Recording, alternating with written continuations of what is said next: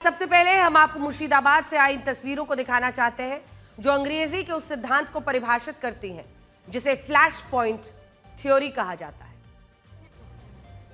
इस थ्योरी में flash point वो बिंदु होता है जहां खत्म हो चुके एक विवाद को फिर से जिंदा करके उसे हथियार के रूप में बदला जाता है और फिर इसी हथियार के सहारे लोगों की धार्मिक लामबंदी की जाती है। और इस धार्मिक लामबंदी के बाद वही होता है जो आज आप मुर्शिदाबाद में देख रहे हैं। मुर्शिदाबाद में बाबरी मस्जिद को लेकर सियासत इस कदर बावरी हो गई है कि इसने सदियों पुराने इस मुद्दे को फिर से भारत के हिंदू और मुसलमानों के लिए एक नया और बड़ा फ्लैश पॉइंट बना दिया है। आज कोई ये नहीं सोच रहा कि जिस मुद्दे का निपटारा इस देश की सर्वोच्च अदालत ने किया, जिस पर सुप्रीम कोर्ट के इतिहास में दूसरी सबसे लंबी सुनवाई हुई, जो मुद्दा 138 सालों की कानूनी लड़ाई के बाद एक समाधान तक पहुंचा, जिस मुद्दे को 1991 के वर्शिप एक्ट में अपवाद माना गया और जो मुद्दा भारत के इतिहास में सबसे ज्यादा संवेदनशील रहा, उस मुद्दे को हुमायूं कबीर नाम के एक नेता ने सिर्फ और सिर्फ रिलीजियस मोबिलाइजेशन यानी धार्मिक लामबंदी के लिए फिर से जीवित कर दिया। आज हो सकता है कि मुर्शिदाबाद में अयोध्या जैसी बाबरी मस्जिद बनवाने से हुमायूं कबीर को पश्चिम बंगाल के विधानसभा चुनाव में मुसलमानों के भर भर के वोट मिल जाएं। लेकिन यहां बड़ा सवाल यह है कि क्या हमारे देश में राजनीति का सरोकार सिर्फ वोटों तक ही सीमित रहेगा और क्या यहां यह नहीं सोचा जाएगा कि हुमायूं कबीर ने कैसे इस पूरे मामले में मुसलमानों को बाबरी के नाम पर बरगलाया, बाबरी के नाम पर गुमराह किया। आज भारत में कुल 28 राज्य हैं, 8 केंद्र शासित प्रदेश, लगभग 800 जिले, 6.5 लाख गांव, 4000 शहर और कस्बे, और इनमें किसी भी जगह पर कानूनी रूप से जब कोई मस्जिद बनाई जाती है तो किसी को इस पर कोई आपत्ति नहीं होती। भारत तो वो देश है जहां अगर सरकारें भी चाहे तो वो भी मस्जिदों के निर्माण में अपनी सहायता दे सकती हैं और मस्जिदों के निर्माण से इस देश में किसी को कोई ऐतराज नहीं है। लेकिन जब ये मस्जिद बाबरी के नाम से बनाई जाती है और सिर्फ चुनाव जीतने के लिए अयोध्या के राम मंदिर को फ्लैश पॉइंट बनाया जाता है, तो सवाल यही उठता है कि इस राजनीति को स्वीकार कैसे किया जा सके और ऐसा कैसे हो सकता है कि आम मुसलमानों को इसके नाम पर गुमराह किया जाए। आज ये हुजूम देखिए जो वहां पहुंचा था।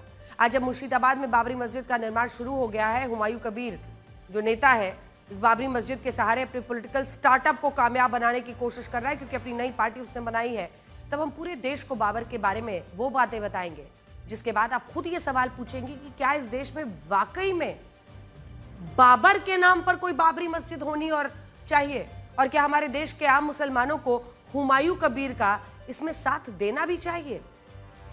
लेकिन उससे पहले आप हुमायूं कबीर का ये बयान सुनिए जिसमें वो खुलकर ये कह रहा है कि 1992 में अयोध्या में जिस बाबरी मस्जिद को ढाया गया, उसी बाबरी मस्जिद को वो मुर्शिदाबाद में बनवाकर अपना मुसलमान होने का फर्ज निभा रहे हैं और वो बाबर को एक विशाल सम्राट शहंशाह मानते हैं। हुमायूं कबीर के इस बयान से ही पता चलता है कि उन्होंने उतना ही इतिहास पढ़ा है जितने से वो अपनी राजनीतिक महत्वाकांक्षाओं को पूरा करने के लिए भारत और पश्चिम बंगाल के आम मुसलमानों को गुमराह कर सकते हैं। बस हुमायूं कबीर कहते हैं कि अयोध्या में बाबर के सेनापति और मीर बाकी ने 16वीं शताब्दी में बाबरी मस्जिद का निर्माण कराया था, लेकिन वो ये नहीं बताते कि यह मस्जिद एक मंदिर को तोड़कर बनाई गई थी और यह मंदिर भगवान श्री राम को समर्पित था। आज हम हुमायूं कबीर को एक सलाह देना चाहते हैं और वो ये सलाह है कि उन्हें बाबरी मस्जिद बनवाने से पहले 2 किताबें जरूर पढ़नी चाहिए। बाबर बाबर बाबरी बाबरी कर रहे हैं, लेकिन बाबरनामा तो पढ़ लें। 2 किताबें जो उन्हें पढ़ने की सलाह हम दे रहे हैं और कम से कम उन तमाम मुसलमानों को दे रहे हैं जो उनकी बातों में आ रहे हैं। पहली किताब है बाबरनामा, जो बाबर की ही आत्मकथा है और इसे बाबर ने खुद लिखा था और बाबरनामा अब कई भाषाओं में उपलब्ध भी है, अंग्रेजी में भी इसका ट्रांसलेशन हुआ है। दूसरी किताब का नाम है आईने अकबरी, जो मुगल शासक अकबर के शासनकाल पर आज से 400 साल पहले लिखी गई थी। अगर हुमायूं कबीर इन किताबों को स्वयं पढ़कर देखेंगे तो उन्हें पता चलेगा कि बाबरनामा के पेज नंबर 656 पर लिखा है कि साल 1528 में मुगल शासक बाबर औध यानी अयोध्या आए थे और वहां वो एक हफ्ते तक रुके थे और इसी दौरान बाबर ने उस प्राचीन मंदिर को नष्ट कराया था जो भगवान राम के जन्म स्थान को चिन्हित करता था और उसके स्थान पर बाबर ने मस्जिद बनवाई जिसे बाबरी मस्जिद के नाम से जाना गया। ये बाबर नामा है, बाबर की ही लिखी हुई आत्मकथा है। इसी तरह आईने अकबरी 400 साल पुरानी किताब जिसमें साफ साफ ये लिखा है कि अयोध्या में भगवान श्री राम का जन्म स्थान है और मान्यता है कि त्रेता युग में यहां अयोध्या राजवंश का शासन था। और अगर हुमायूं कबीर अपनी मुस्लिम तुष्टीकरण की पॉलिटिक्स से थोड़ा और समय निकालने की मेहरबानी करेंगे तो उन्हें हमारी सलाह यही होगी कि वो आर्कियोलॉजिकल सर्वे ऑफ इंडिया यानी ASI की इस रिपोर्ट को पढ़े जिसे ब्रिटिश अफसरों ने साल 1862 से 1865 के बीच तैयार किया था। और इस रिपोर्ट में भी यही लिखा है कि अयोध्या भगवान श्री राम की नगरी है और यहाँ कई मंदिरों को मुगल काल में नष्ट किया गया और वहां मस्जिद और दूसरे ढांचे बनाए गए। सबसे बड़ी बात यह है कि जब बाबर 16वीं शताब्दी में भारत आया तब ऐसा नहीं था कि उसके पास जमीन की कोई कमी थी। बाबर के सामने ना जाने कितनी जमीन उस समय खाली रही हो, लेकिन उसने उसी जमीन पर बाबरी मस्जिद का निर्माण कराया जहां मान्यता है कि भगवान श्री राम का जन्म हुआ था। और सोचिए इससे क्या पता चलता है? इससे यही पता चलता है कि उस वक्त बाबर का असली मकसद मस्जिद बनवाना नहीं था बल्कि उसका असली मकसद भगवान राम की पहचान को भारत से हमेशा के लिए मिटाना था, उनके जन्म स्थान पर मस्जिद बनानी थी। ये बात हम इसलिए भी कह रहे हैं क्योंकि बाबर ने अयोध्या की तरह संभल के भी प्राचीन मंदिरों को निशाना बनाया और इसका जिक्र भी बाबरनामा और एशियाटिक सोसाइटी ऑफ बंगाल की एक रिपोर्ट में किया गया है।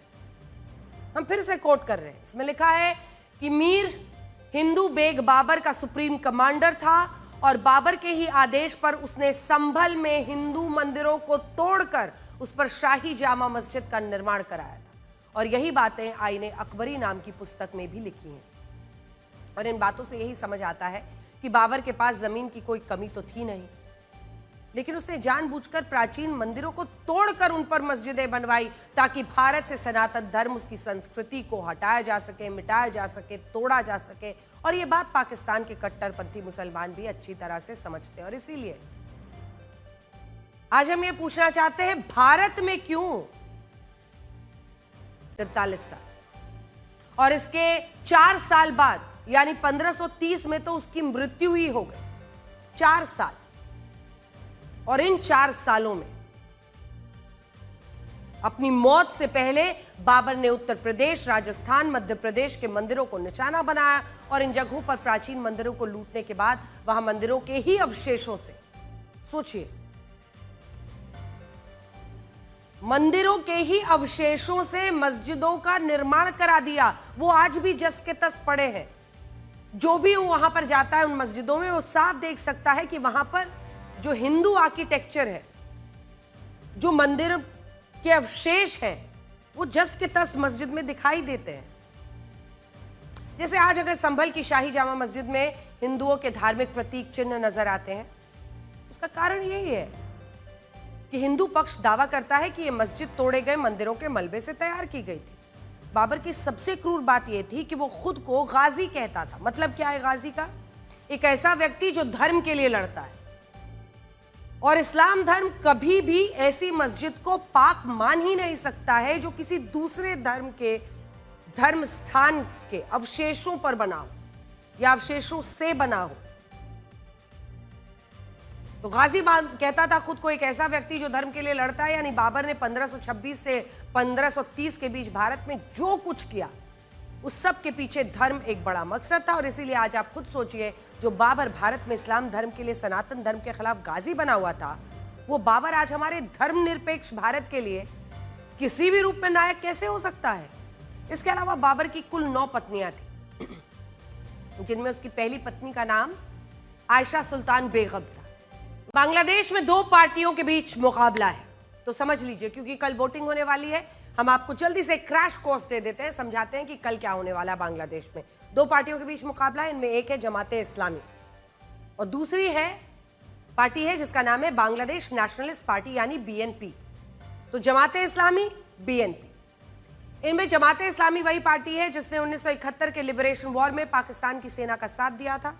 जबकि दूसरी तरफ बांग्लादेश नेशनलिस्ट पार्टी वो है जिसके शासनकाल में अल्पसंख्यक हिंदुओं के खिलाफ सबसे ज्यादा दंगे और हिंसक घटनाएं हुई। यानी कोई भी दोनों में से चुनकर आए।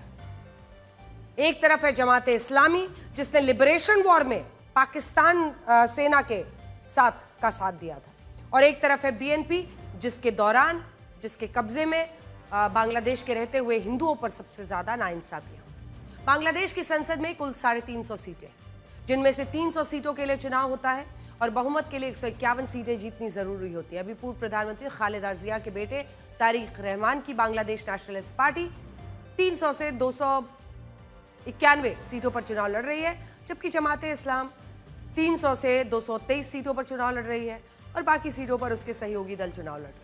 कुल मिलाकर देखें तो बांग्लादेश में या तो जमाते इस्लामी की सरकार बनेगी या बांग्लादेश नेशनलिस्ट पार्टी की सरकार बनेगी, और यहां जीते कोई भी हर बांग्लादेश के जो अल्पसंख्यक हिंदू हैं उनकी हार होगी।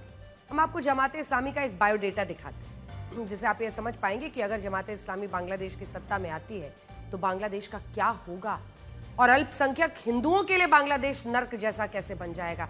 हम लगातार आपको दिखाते रहे कि कितने सारे हिंदुओं की पीट पीट कर वहां पर हत्या कर दी। अभी 1-2 दिन पहले ही वहां पर एक हिंदू कारोबारी को मार दिया गया। पहली बार जमात के कट्टरपंथी बांग्लादेश के संविधान में मौजूद धर्मनिरपेक्षता को इस्लाम विरोधी मानते हैं और उसकी जगह इस्लामी राज्य की अवधारणा लाना चाहते हैं। दूसरा, जमात का लक्ष्य ऐसा बांग्लादेश बनाना है जहां कानून संसद से नहीं बल्कि इस्लामी शरिया की व्याख्या से तय हो, नागरिकों के अधिकार भी धर्म पर निर्भर। तीसरा, जमाते इस्लामी बांग्लादेश को इस्लामी उम्मा का हिस्सा मानती है जहां अच्छा नागरिक होने की कसौटी इस्लाम से तय होती है। इसी में हिंदू और अन्य अल्पसंख्यकों को दोयम दर्जे का नागरिक माना जाता है। कई मौकों पर जमात के नेताओं ने कहा है कि वो अल्पसंख्यकों को बराबरी का हकदार नहीं मानते। चौथा, जमात के कट्टरपंथी ये भी कहते हैं कि आदर्श समाज वही होता है जहां महिलाओं की स्वतंत्रता, शिक्षा, काम, नेतृत्व सीमित हो और उन्हें पारंपरिक धार्मिक भूमिकाओं में बांधा जाए। सोचिए, जिस बांग्लादेश में आपने देखा महिला राष्ट्रपति रही, उसमें क्या होने वाला है। इसके लिए जमात के लोग हिंदू महिलाओं को भी बुर्के और हिजाब में रखने की मांग करते हैं। पांचवा, जमात संगीत, नृत्य, थिएटर, साहित्य को गैर इस्लामी मानती है और उस पर कड़े प्रतिबंध लगाने की मांग करती है। सोचिए, जमात के कट्टरपंथी आधुनिक वैज्ञानिक और आलोचनात्मक शिक्षा की जगह मजहबी पाठ्यक्रम, धार्मिक नैरेटिव, इस्लामी विचारधारा वाली पढ़ाई को प्राथमिकता देते हैं और जमाते इस्लामी के नेता असहमति को भी ईश निंदा मानते हैं। वो बांग्लादेश को पाकिस्तान से भी ज्यादा कट्टर बनाने की बात कहते हैं और इसलिए सोचिए, अगर जमाते इस्लामी इन चुनाव में जीत गई तो बांग्लादेश कितना पीछे चला जाएगा। बात करेंगे अगली खबर की जो आपकी सेहत के साथ होने वाले खिलवाड़ से जुड़ी है। सोचिए, आप किसी अस्पताल में सर्जरी के लिए भर्ती हुए, ऑपरेशन थिएटर में बेहोशी का इंजेक्शन लगने से पहले आपको पता चला कि जो डॉक्टर सर्जरी करने वाला है उसने सर्जरी की पढ़ाई का एंट्रेंस टेस्ट 0 से भी कम नंबर लाकर पास किया था। ऐसी स्थिति में आप क्या करेंगे? क्या आप ऐसे सर्जन पर भरोसा करेंगे जिसको सर्जरी का पढ़ाई का एंट्रेंस टेस्ट माइनस नंबर लाने के बावजूद पास किया हो? जो एमबीबीएस डॉक्टर्स एक्सपर्ट बनने की पढ़ाई का एंट्रेंस टेस्ट 0 से भी नीचे नंबर लाकर पास कर रहा हो, क्या उस पर भरोसा किया जा सकता है कि वो एक्सपर्ट बन ही गया होगा?